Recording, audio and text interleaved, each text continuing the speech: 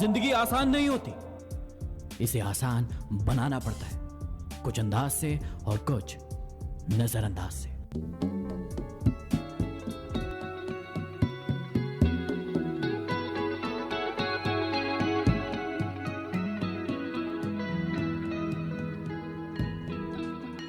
खुद ही अंदाजा लगा लेते हैं बुलंदियों का आसमान की, परिंदों को नहीं दी जाती तालीम उड़ान की।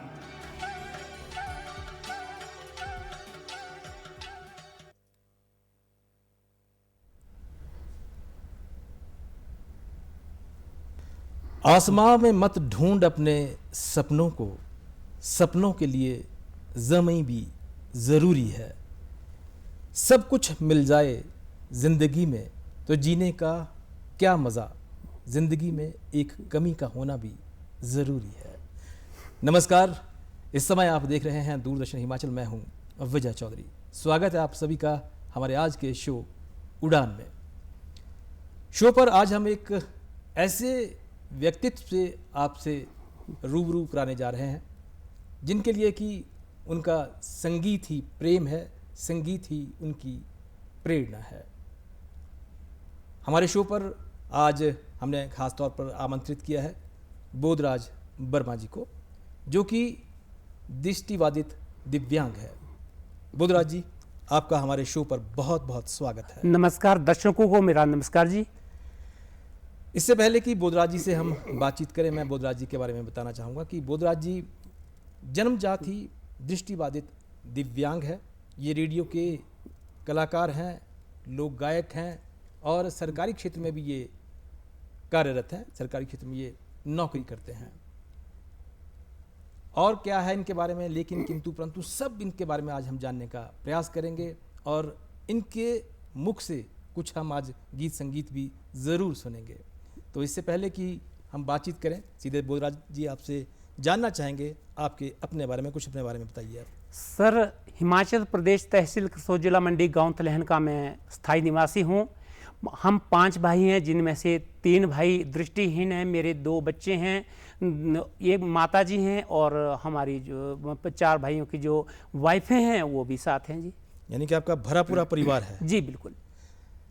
बोधराज जी, आप बिल्कुल जन्मजात से ही आपकी जो दृष्टि है वो नहीं है? सर, जन्मजात से हैं जी वो। वैसे तो कई लोग ऐसे होते जो बाद में दृष्टिहीन हो जाते हैं, वो सोचते हैं कि यार हमने कैसे जीना है, कि अब क्या करना है, उनको थोड़ी समस्या हो जाती है। लेकिन जो हम जन्म से ही दृष्टिबाधित लोग हैं, हमें महसूस नहीं होता कि हम दृष्टिहीन हैं। हम अपने जीवन से खुश हैं। मतलब आप अपने जीवन से खुश हैं? बिल्कुल सर। आपको प्रभु से कोई ऐसी कोई शिकायत नहीं है उस खुदा से कि जैसे आम लोगों को 2 आंखें दी होती हैं, वो पूरा संसार देखते हैं? जी सर, हमारी ईश्वर से कोई न शिकायत, कोई मतलब कोई नाराज़गी नहीं है। क्योंकि देखिए, यदि हम में हाथ ना होते, पाँव ना होते, तब थोड़ा दुख होता। लेकिन हम परमात्मा से यही प्रार्थना करते हैं और पृथ्वी पर बसे हुए इन सभी देवी देवताओं से कि जो हमारे पास जो ये मेमोरी है, हमारे अंदर जो मेमोरी छिपी है, अंदर वाली दृष्टि है, ये बरकरार रहे। बस यही प्रार्थना है प्रभु से भी जी। क्या बात है बोधराज जी। मुझे 2 पंक्तियां वैसे याद आ रही है कि माथे की लकीरों से क्या होता है, किस्मत उनकी भी होती है जिनके हाथ नहीं होते हैं। बोधराज जी, थोड़ा सा अपने बारे में बताएं कि आपकी सरकारी क्षेत्र में नौकरी किस तरह से लगी, कब लगी, आप किस तरह का वहाँ पर कार्य करते हैं? सर, वैसे 2008 में मेरी जो जॉब लगी है वो मैं कैपिटल ट्रेजरी में कार्यरत हूँ, छोटा शिमला में। तो 2017 में मैं इसमें लिपिक के पद पर कार्यरत हुआ हूँ। और जो अब कार्य जो है, जैसे अब दूरभाष है, टेलीफोन पर के पास मुझे बैठाया जाता है और वहाँ जो साहब बैठे होते हैं रूम में, उनको मैं इंट्रोकॉम देता हूँ। और जो भी इंट्रोकॉम देता हूँ तो पूरा स्टाफ खुश हो जाता है कि देखो, आप में दृष्टि नहीं है, फिर भी आपने जो ये कला सीखी है, वो इसके लिए हम आपको बधाई देते हैं जी। बोधराज जी, मैं देख रहा हूँ कि हारमोनियम भी आपके सामने है। संगीत के क्षेत्र में आपकी रुचि कैसी हुई? क्योंकि आपने कहा है कि संगीत मेरी प्रेरणा है, इस क्षेत्र में आपकी रुचि कैसे हुई? सर, जब मैं स्कूल नहीं गया था, तो पहले तो बालपन होता है, बच्चा होता है। जब मैंने पूरी तरह से होश अपना संभाला, तब मैं रेडियो पर अच्छे अच्छे कलाकारों को सुनता रहता था। और फिर मुझे बहुत सारे गीत कलाकारों के पसंद भी आते थे, जैसे उस वक्त के गायक कलाकार जैसे हेतराम तंवर जी, परशुराम तोमर जी। तो ऐसे ऐसे कलाकारों के गाने सुनते थे। मैं अपने मन में ये सोचता हूँ कि यार कभी ऐसा होगा कि प्रभु कभी ऐसा करेगा कि मैं भी इनकी तरह गायक बनूं और मैं भी रेडियो पर गाऊं। उसके बाद एक माता पिता की परम कृपा से मैं स्कूल गया। वहाँ पर मैंने संगीत की शिक्षा प्राप्त की। मैं नाम लेना चाहूँगा मैडम जीवनी शर्मा जी, मैडम कांता शर्मा जी, वो भी दृष्टि बाधित हैं। उनका बहुत बड़ा योगदान संगीत में मुझे मिला, जिसके लिए मैं उनको शत नमन करता हूँ जी। क्या बात है बोधराज जी, बहुत सारी बातें आज मैं आपसे करने वाला हूँ। तो क्योंकि आप एक जाना पहचाना हमारे प्रदेश का नाम है, लोक गायक हैं आप जी। तो आज तक हमारे जो दर्शक हैं वो आपको आपकी आवाज़ से पहचानते थे जी।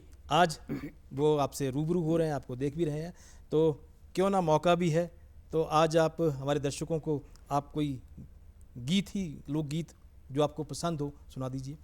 सर मैं दर्शकों को एक गांगी सुनाने जा रहा हूँ। जी जी जी। तो आशा करता हूँ कि दर्शकों को वो पसंद आएगी जी।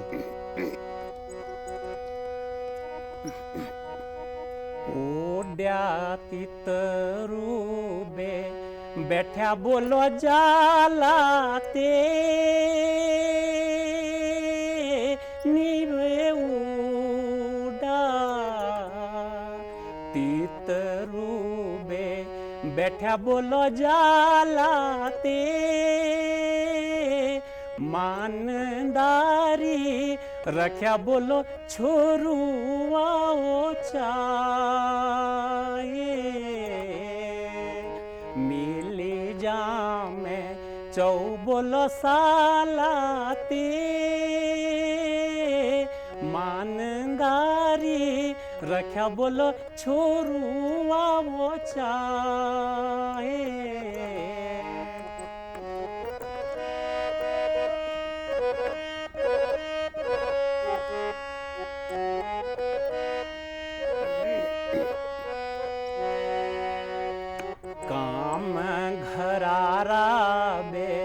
निशा बोलो करुए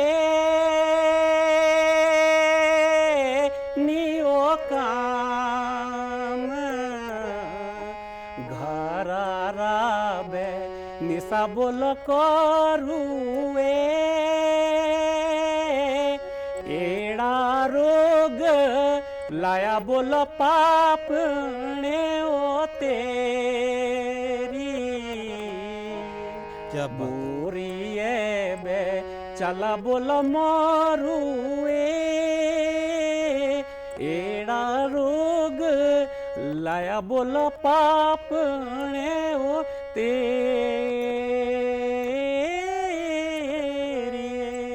क्या बात है, क्या बात है, बहुत खूब। आपके गले में तो सरस्वती का बास है सर। प्रोत्साहन देने के लिए बहुत बहुत शुक्रिया। बहुत ही खूबसूरत और बहुत ही मीठी आवाज़ है आपकी। जी हाँ, बिल्कुल। ये जो आपने गंगी गाई है, थोड़ा सा इसके बारे में बताएं, ये कब गाई जाती है, इसका मतलब क्या है? सर पहले ये जो है क्या जैसे प्रेमिका होती है जी जी जी जी। तो उन पर ये गंगियाँ बनी थी। जो जैसे हमारे पहले पुराने बुजुर्ग थे वो पढ़े लिखे थोड़े थे सर, वो अनपढ़ थे। हमारे जो पहाड़ी जो क्षेत्र के जो गांव थे ये बिल्कुल बैकवर्ल्ड में थे और उस वक्त शिक्षा प्राप्त नहीं होती थी, शिक्षा की कोई सुविधा नहीं होती थी वहाँ।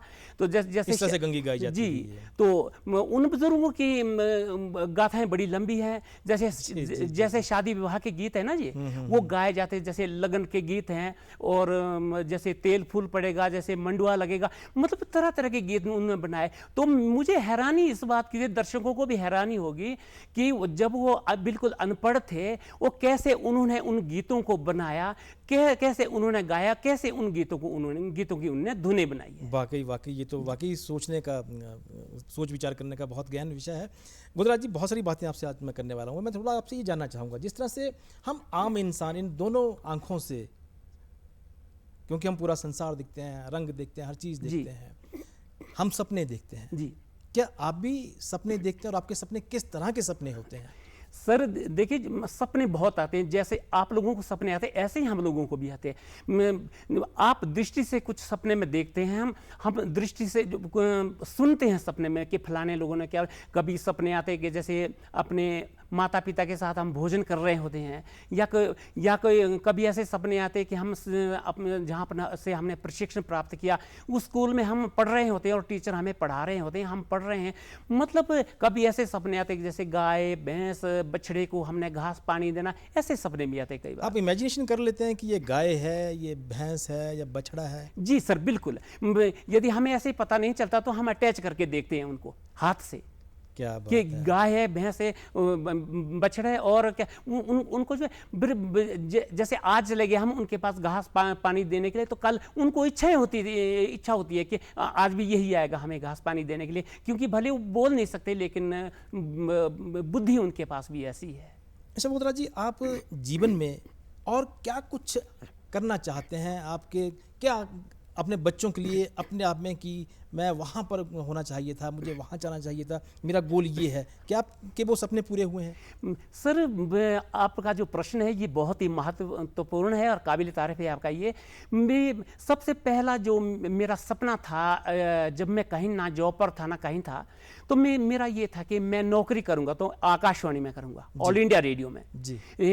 हालांकि वो सपना मेरा पूरा नहीं हुआ, लेकिन भी मैं जिस मुकाम पे आज पहुंचा माता पिता की परम कृपा से, प्रभु की परम कृपा से और पृथ्वी पर बसे हुए इन सब की कृपा से, ये मेरे लिए एक सराहनीय कदम है। मैंने अपने जीवन में ऐसा सोचा नहीं था कि मैं इन बुलंदियों को छूंगा और मेरा यहाँ से मेरा नाम रोशन होगा। अच्छा बोधरा जी, मेरा आपसे ये प्रश्न है कि जिस तरह से हम आम इंसान हैं, अपने रोज़मर्रा की ज़िंदगी में हम हर एक अपना काम करते हैं, आपके जीवन में क्योंकि आप देख नहीं सकते हो, आप मन की आंखों से हर काम आप करते हो, किस तरह की मुश्किलात आपको आती हैं?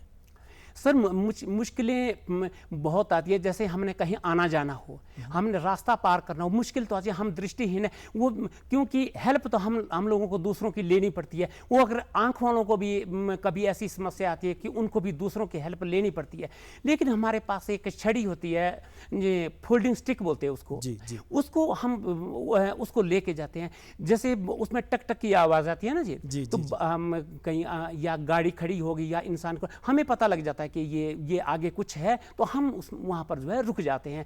अगर हम बीच रास्ते में रुक जाते हैं, वर से भी गाड़ी आ रही, परे से भी गाड़ी आ रही, तो गाड़ी वाले रुक जाते हैं वहाँ पे कि उनको जी, हो जी, जाता जी, है कि जी। भाई ऐसा इंसान है, इसको जो है रास्ता पार करने दो। मतलब इसके बारे में मैं आपसे कुछ और अभी जानूंगा, लेकिन फिलहाल मैं आपसे, क्योंकि आपका जो गला है, आपकी जो जी, गायकी है जी, जी, जी। बहुत ही सुरीली है, जी, तो thank you। एक गीत, लोकगीत मुझे याद आ रहा है आपका, कोल डैम वाला। जी जी वो मैं आपसे जरूर सुनना चाहूंगा, हमारे दर्शकों को कोल डैम का गीत जरूर सुनाया। दर्शकों, जी, जी।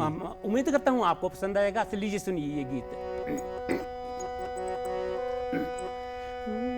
कोल डैम एथी लग्या ओ जानी मेरिए, ओ ऐसा नौया जगह किया बसी जाना, कजो रोंदा तू हायो दिला मेरिया, तू यो दस्या उठी किया बसी जाना।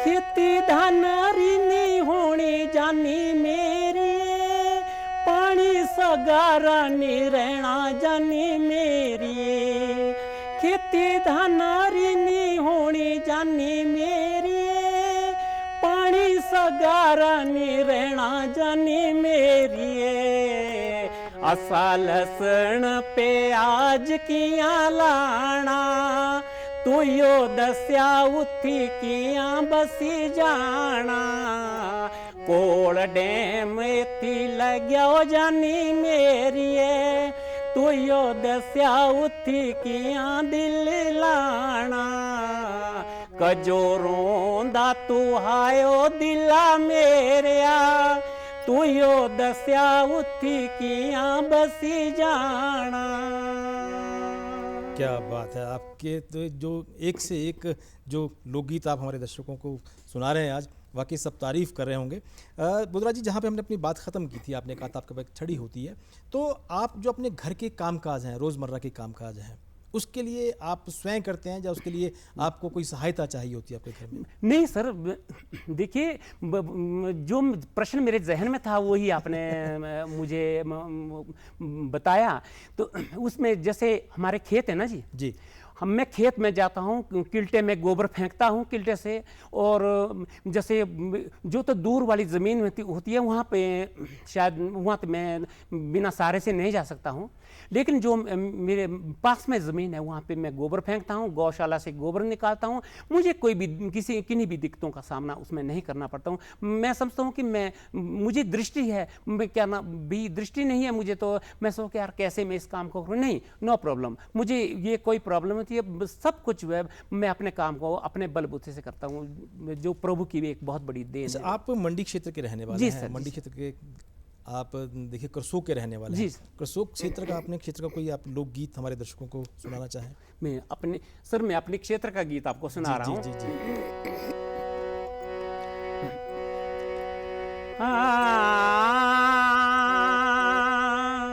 वो घर बिया गो तेरे खशिया यारा गो, एक मरीने रे ना बूटे, सीतेराम हमारे खशिया यारा गो, एक बेमरी ने रे ना बूटे।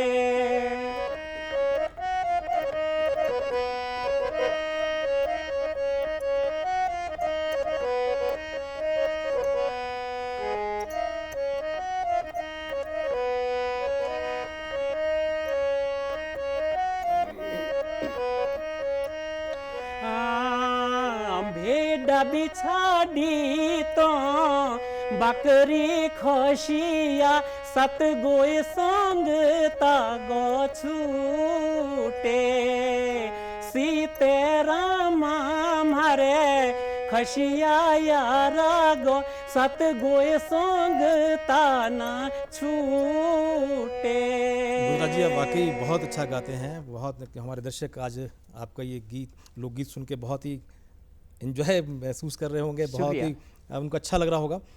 हमारे पास समय बहुत कम है, मैं थोड़ा सा आपसे ये जानना चाहूँगा, क्योंकि आर्थिक रूप से आप ठीक हैं, आपके साथ और भी दृष्टिबाधित लोग जो रहे होंगे, उनके लिए आप आर्थिक रूप से कुछ करना चाहते हैं? जी सर, मेरी जो शुरू से सोच रही है वो यही रही कि मैं अपने लिए कम करूं, दूसरों के लिए कम करूं, ये दूसरों के लिए जो है मैं ज़्यादा करूं।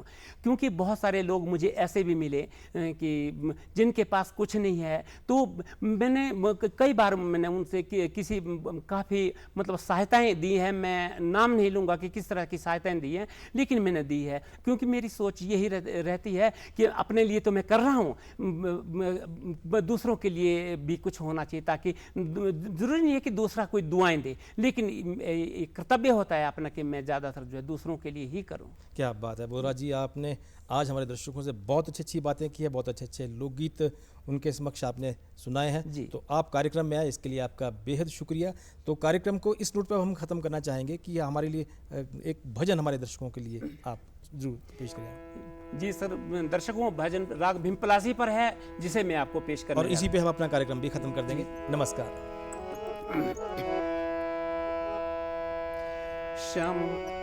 क्षमा आप बसे वृंदावन में, मेरी उम्र गुजर गई गो।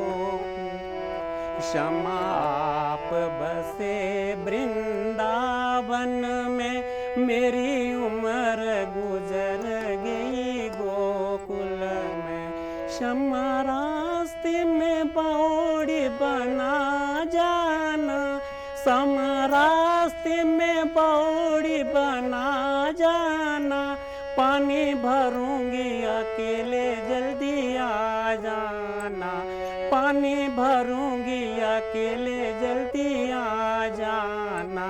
क्षमा आप बसे वृंदावन में, मेरी उम्र गुजर गई गोकुल में।